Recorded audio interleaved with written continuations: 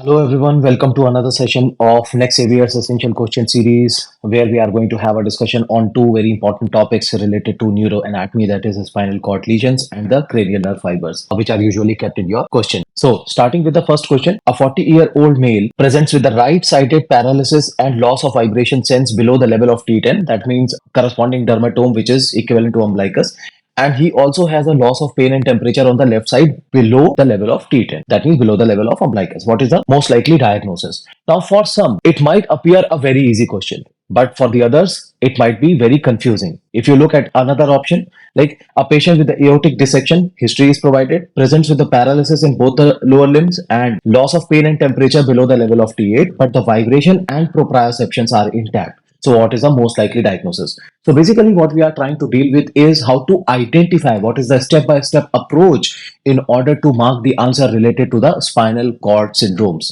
We all are aware of the fact that there are two main types of the tracts. One is the ascending, that is sensory tracts, and the other one is the descending, that is the motor tract. So ascending tracts, they carry information from the body to the brain. Included in these are the dorsal column medial lemniscus pathway, which is responsible for carrying the fine touch, vibration, and proprioception.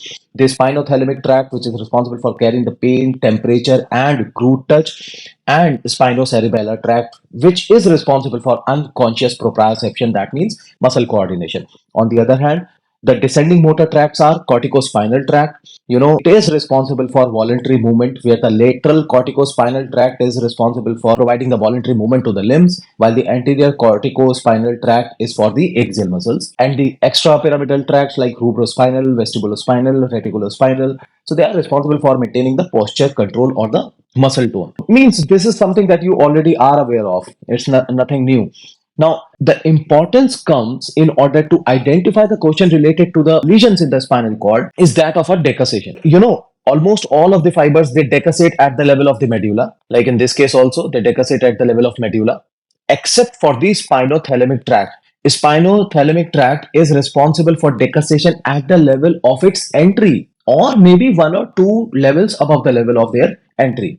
For example, that the spinothalamic tract, which is responsible for carrying the pain and temperature and crude touch and pressure. So when they enter, they decussate onto the opposite side from the second order neuron itself, and then they ascend all the way up to the medulla. On the other hand, ascending pathways, after entering into the cord, they ascend all the way up to the level of the medulla, and from there they decussate to the opposite side. So imagine if the lesion is there on the left side, the pain and temperature would be lost on the right side, but the fine touch, proprioception will be lost on the left side. So this is important for you to remember in order to mark any answer related to the spinal cord lesion syndromes. So further understanding the ascending or the sensory tracts, if the dorsal column medial lemniscus pathway is affected, then there will be a ipsilateral loss below the level of lesion.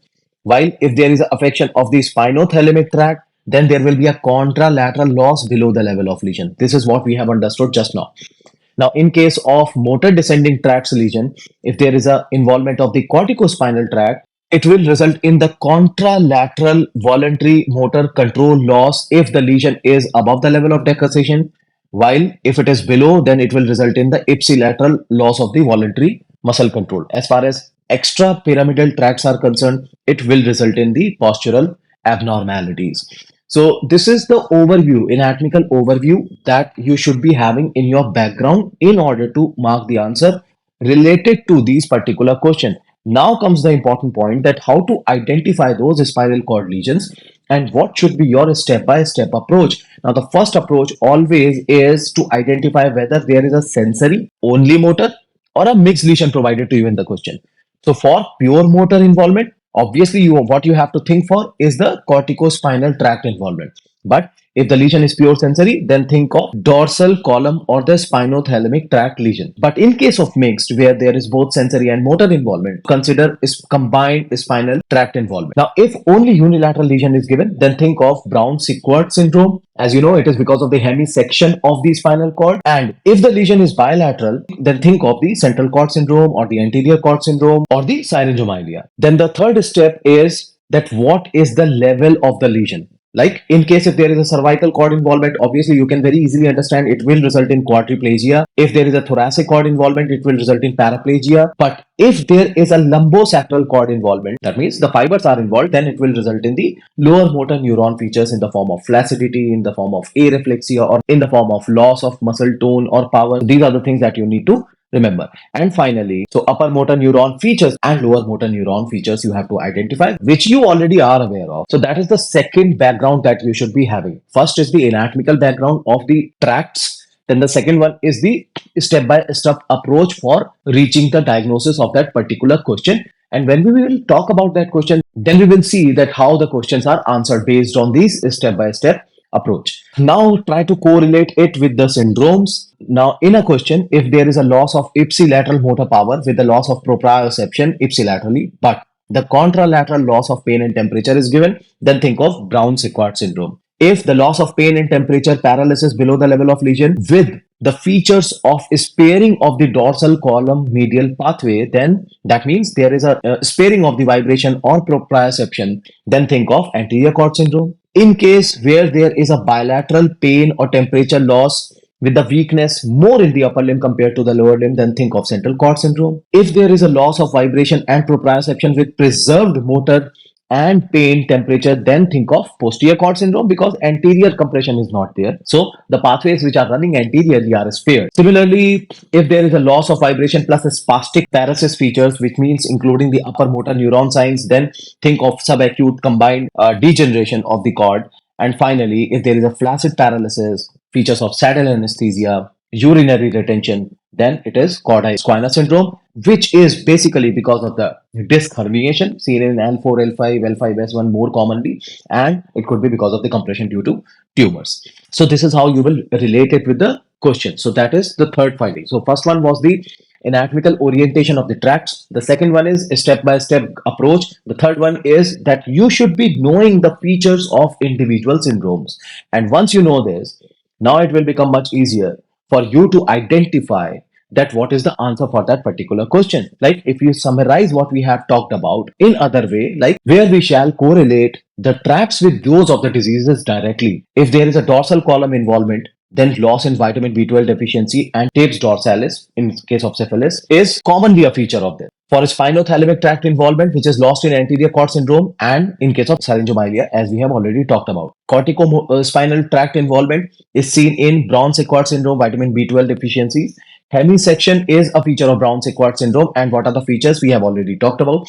Anterior cord syndrome leading to bilateral paralysis, pain and temperature loss, but the vibration sensations are intact. This is already we have talked about. And finally, the posterior cord syndrome is again bilateral loss of proprioception with the intact motor function because anterior pathways in the spinal cord are not compressed or are not affected. So based on this, now we are presenting you with the question, and hopefully the answer to this question will become easier. A 40-year-old male presents with the right-sided paralysis of the loss of vibration sense below the level of T10. Now ipsilateral loss of motor as well as vibration sense, that is ipsilaterally affected. Now he also has a loss of pain and temperature on the left side of the body. So as we can very clearly identify that the first one, is it a mixed lesion, motor lesion, or a sensory lesion? So answer is it is a mixed lesion. Point number 2, is it ipsilateral or it is bilateral? That it is ipsilateral. Third is there is ipsilateral weakness and vibration loss, which is because of the involvement of the corticospinal and the dorsal column pathway, and the contralateral involvement of the pain and temperature. So there is involvement of the spinothalamic tract decussation below the level of the lesion. So answer for that question obviously is the Brown-Séquard syndrome. As I told you, for those who have practiced it multiple of the time, individual question, it is very easy. For some, it might be extremely confusing. So step-by-step approach is required in order to mark the correct answer. Now, similarly, if we go to another question, like 55-year-old male who is a pure vegetarian presents with a progressive difficulty in walking, numbness in both the feet, and spastic paralysis. Here in the question, it is a mixed lesion where there is a bilateral involvement and with the features of upper motor neuron palsy. So as you can see, the loss of vibration and proprioception is a feature of involvement of both dorsal column along with the upper motor neuron signs of the palsy. So vitamin B12 deficiency is suspected because vegetarianism is given in the question. So it is because of the subacute combined degeneration. So answer for that question is corticospinal and dorsal column involvement. Another question, that a patient with the aortic dissection presents with the paralysis in both the lower limbs with the loss of pain and temperature below the level of T8, but the vibration and proprioceptions are intact. So what we can make out of this, is it a mixed lesion? Yes, it is a mixed lesion. Is it a bilateral lesion? Yes, it is a bilateral lesion. Now coming on to the tract involvement, as you can see, the bilateral paralysis, that means corticospinal tracts are involved, plus loss of pain and temperature, that means the spinothalamic tract are involved. But if there is a sparing of the dorsal column, that means no vibration or proprioception loss, it is caused by anterior cord syndrome. So answer for that question is anterior cord syndrome. And what to do with this aortic dissection? As you know, it might be caused by the anterior spinal artery infarction. Now let us talk specifically about the third, fourth, fifth and seventh cranial nerves in relation to the questions only. We are not going to discuss the entire anatomy. So how the questions related to these cranial nerves are asked. So first one obviously is the oculomotor nerve. You know that the course that it originates from the midbrain, that is Edinger Westphal nucleus. It passes through the cavernous sinus, and most importantly, it exits via superior orbital fissure. This question has been asked multiple of the times. As you know, they can just give you a image of the skull. They can give you an image of the diagram where they will highlight that superior orbital fissure, and then they will ask that what is the name of the nerve that exits out of it or come out of it. Now, as far as functions are concerned, you know that it is responsible for controlling the extraocular muscles like superior rectus, inferior rectus, medial rectus, inferior oblique, and levator palpebrae superioris. And the parasympathetic functions are responsible for pupillary constriction, which is through sphincter pupillae, and accommodation, which is through ciliary muscles. So this is basic anatomy that you are aware of. Now, on the basis of this, what are the questions which are asked? The questions are based on the lesions of the oculomotor nerve, down and out eye, which is because of unopposed cranial nerve fourth and cranial nerve sixth functions. Second is ptosis, which is because of levator palpebrae weakness, and mydriasis, that is dilatation of the pupil because of the parasympathetic loss. Now, any of the causes could be kept, but most importantly is the most common cause kept, which is posterior communicating artery aneurysm. Other ones could be uncal herniation, which is a medical emergency, and diabetic microvascular ischemia, which commonly results in the sparing of the pupil. So this is how the causes could be kept in the question related to the oculomotor nerve lesion. Then coming on to the next one is the trochlear, that is fourth cranial nerve. The only thing that is very, very important for you to remember, that it is the only cranial nerve that exits dorsally. That means it is arising from the dorsal midbrain. It also passes through the cavernous sinus and exits via the same superior orbital fissure. Now, you already know about the function, that it is responsible for supplying the superior oblique muscle, which is responsible for moving the eye downward and inward. That means it is important in reading and walking downstairs. Now, what if there is a lesion in the trochlear nerve? It will result in trochlear palsy. And what are the features?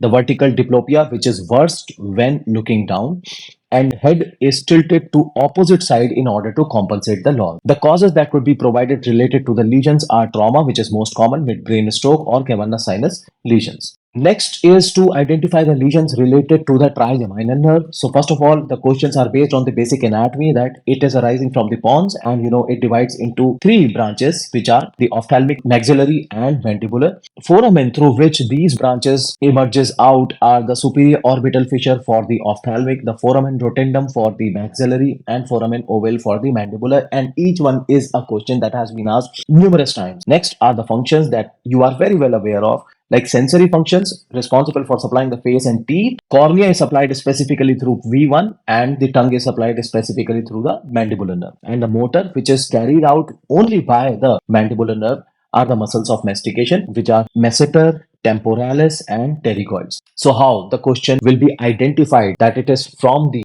fifth cranial nerve lesion? One is the trigeminal neuralgia. You already are aware of what are the features of the trigeminal neuralgia. It is a shock-like pain because of the involvement of V2 and V3 branches, which is triggered particularly by chewing or touch. Now, jaw deviation to the affected side because of the pterygoid muscle weakness, and absent corneal reflex because of the cranial nerve V1 lesion, which is ophthalmic division. Now, Any of the causes could be kept, like there could be a compression by the vascular loop, the multiple sclerosis, the cavernous sinus thrombosis, where there is an involvement of V1 and V2. So these are the causes that could be kept, but this is how you will identify the lesion. And when we will see the question, you will come to know how the questions on the fifth cranial nerve lesions are kept for the purpose of its identification. Next is the facial nerve, the favorite for the examiners. First of all, the course, obviously it is also arising from the pons, passes through the internal auditory meatus, but it is exiting through a stylomastoid foramen. And you know that pictures, diagrams, or even the skull, the pictures, diagram, they are kept in the question for you to identify the foramen and the structure which is exiting out of it. The functions, as you are very well aware of, the motor functions, that is facial expression muscles are supplied by the facial nerve,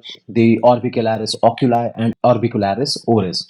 The sensory function of the facial nerve is through taste, which is by supplying the anterior two-thirds of the tongue, and parasympathetic is responsible for lacrimation and salivation through the submandibular and sublingual glands. But most importantly, most commonly, what the examiners they ask you is are the features of the facial nerve palsy. And you know, many of us still thinks that facial nerve palsy means Bell's palsy. No, facial nerve palsy is divided into two: the upper motor neuron lesion and the lower motor neuron lesion, and how they are different from each other. You see, the forehead involvement in case of upper motor neuron lesion of the facial nerve palsy. So forehead is spared. There is no involvement because it received the bilateral innervation. While in case of lower motor neuron, that is Bell's palsy, it is affected.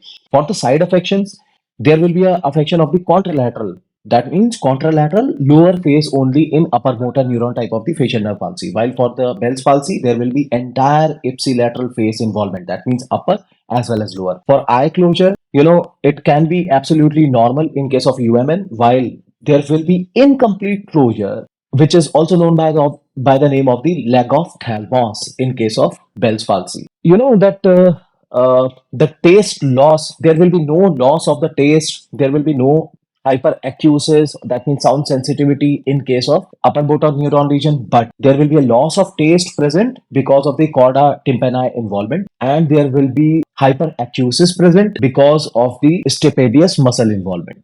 So these are the basic differences on the basis of which you will specifically identify that which type of the facial nerve palsy you are dealing with. So let's start with the question first. Like in this question, 45-year-old male presents with a sudden onset weakness on the right side of the face. He is unable to close his right eye, cannot raise his right eyebrow, and has drooping on the right corner of his mouth. Now, this much is sufficient for you to mark the answer.